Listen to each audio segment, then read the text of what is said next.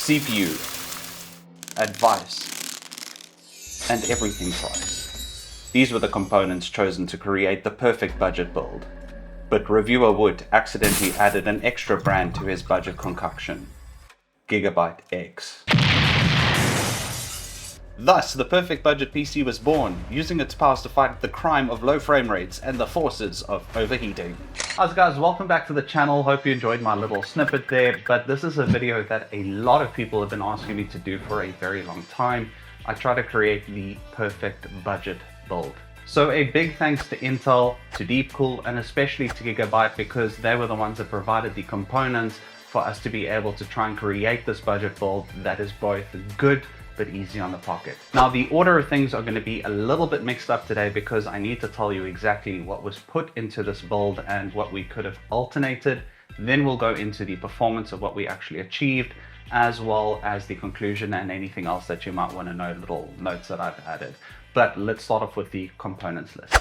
Firstly, the CPU. We chose the 13700KF, which is a 16 core and 24 thread processor. This means that it's going to be good for single core performance because it does clock up to 5.4, but we are going to get cross performance or multitasking performance because it has a high core and high thread count.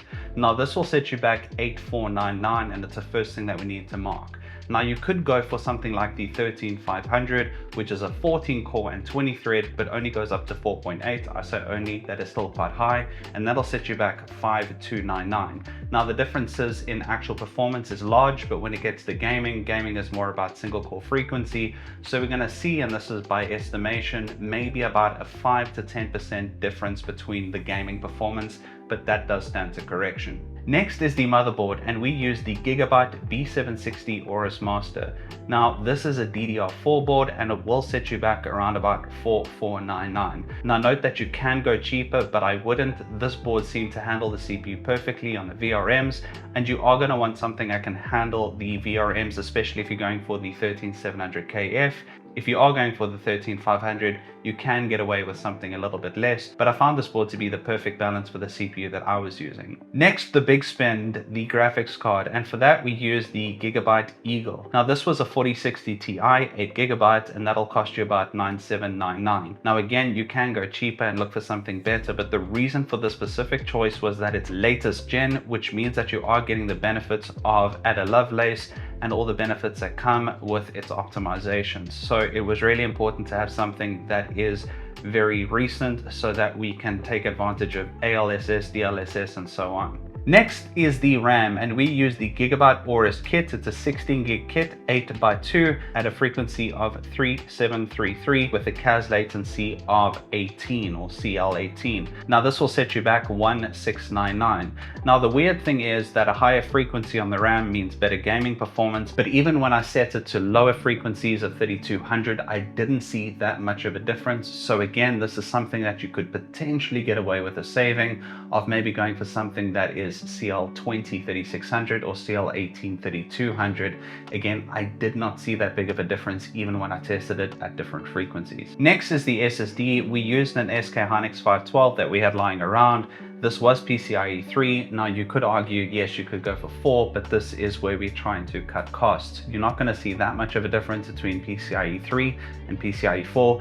This costs $499, and there's no bypass IO advantage, or at least not many games are taking advantage of bypass IO. So this is where I feel that you can get away with something a lot more cost effective. So we priced it at $499, but recently SSDs have increased in price. Next is the cooler, and that was the cooler that DeepCool sent us, the AL620 air cooler. Now, this was a really great cooler. At no point during testing or gaming did I notice any sort of high temperatures. It managed to keep the temperatures at bay, and this is noting that the 13700KF does use about 125 watts and can go more depending on how hard you're pushing it. So it did a really good job. Again, something that you can go cheaper on, but not something that I would advise going cheaper on. You do want something that can handle the wattages and the heat that is output by your CPU. So I think that was a really good choice and not one that I would change. Next, the case that brought it all together, the CC560 from DeepCool. Now, I found this to be a really easy case to build in,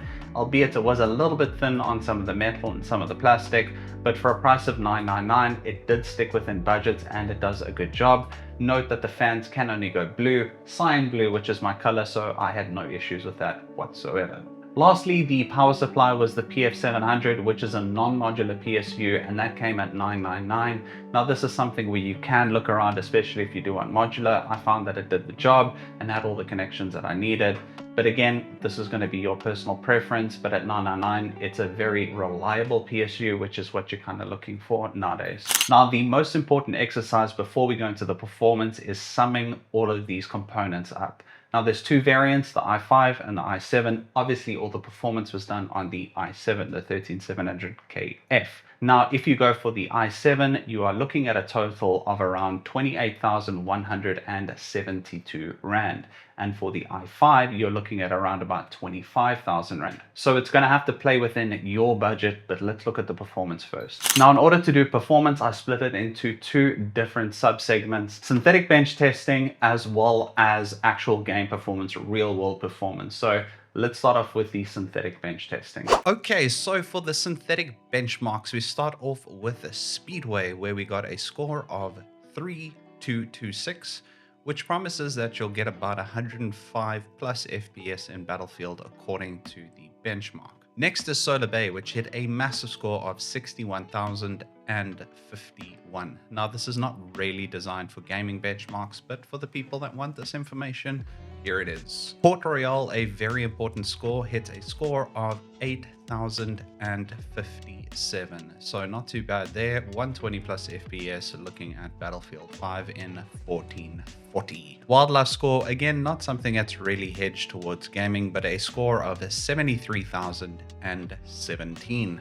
Wildlife Extreme, obviously a more extreme version of Wildlife, 25,479. 115 plus FPS on synthetic projection. VRS score I did in a couple of ways, but you can see the scores there. Again, this is just for people that want to be able to see what kind of scores you can get out of the different synthetic benchmarks. Now we go on to the important ones, starting off with Time Spy, and we hit a score of 13,783. Now this didn't give an estimated game performance, but we could assume that it's about 120 FPS in 1440 for Battlefield 5. So a relatively good score, and we'll see just how good the score is when we go into Time Spy Extreme. Moving on to Time Spy Extreme, we had a score of 6,513. So pretty much right up there as to where you would want it to be, promising 120 FPS on Battlefield 5 at 1440. Again, that's why we do synthetics and we do real games thereafter. But let's move on. Something more for the technophiles out there. We have sampler feedback. We hit scores of 348 FPS.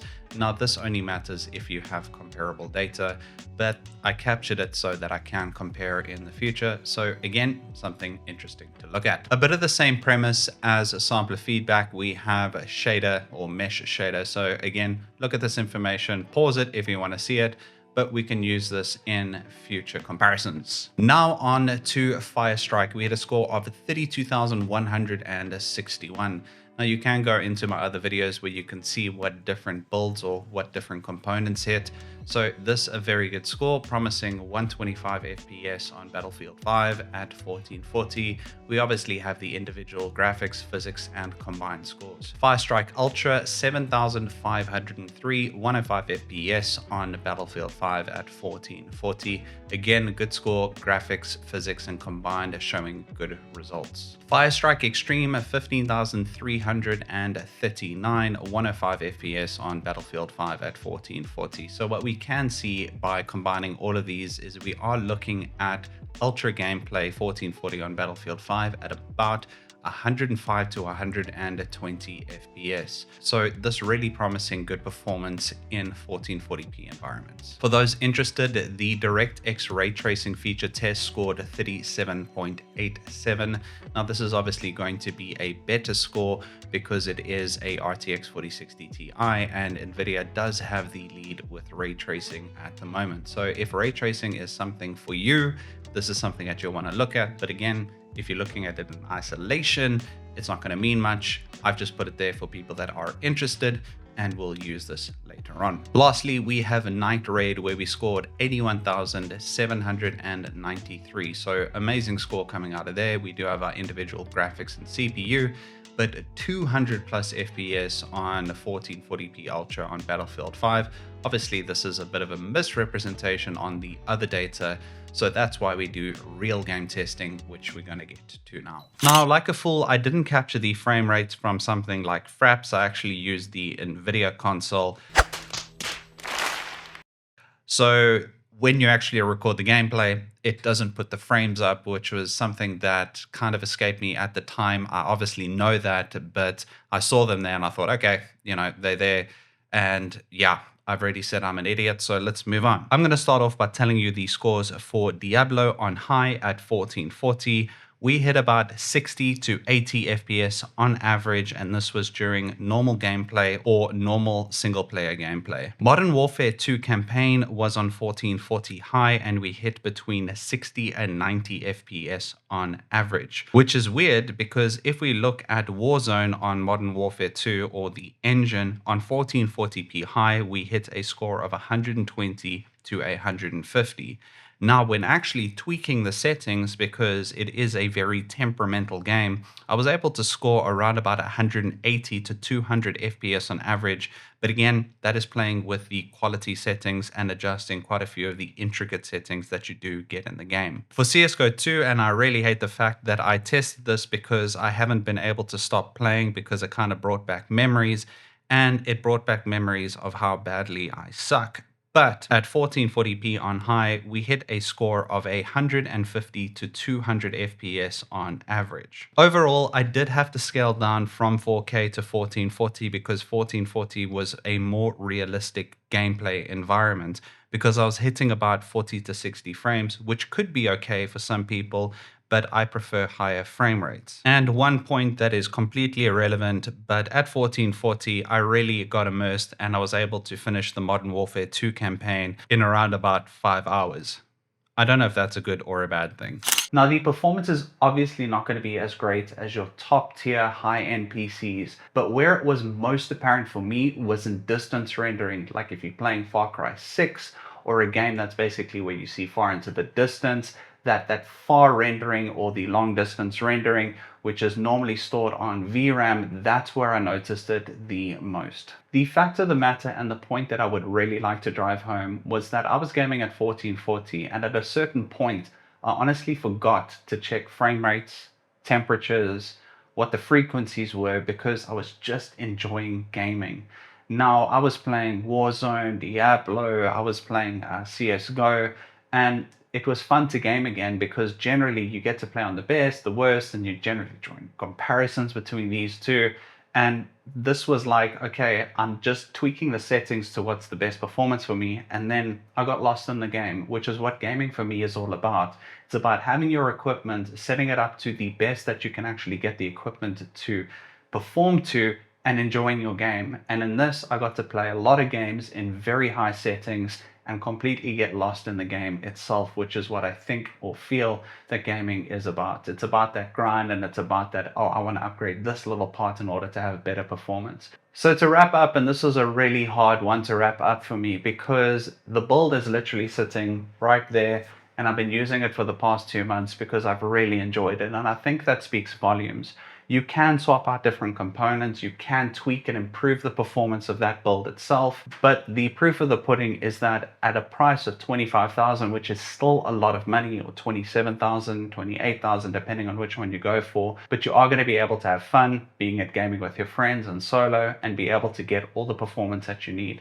I really enjoyed this video, and I would really like to thank once again Intel, DeepCool, as well as Gigabyte for sending all of this for me to be able to make this video for you guys. If you do have any questions, or if you do want to know what you can substitute out, or what's going to be better for X, Y, and Z, because obviously every build is different and you may be working with different base components, please ask and I will answer. Guys, hope you enjoyed this video. Cheers, goodbye.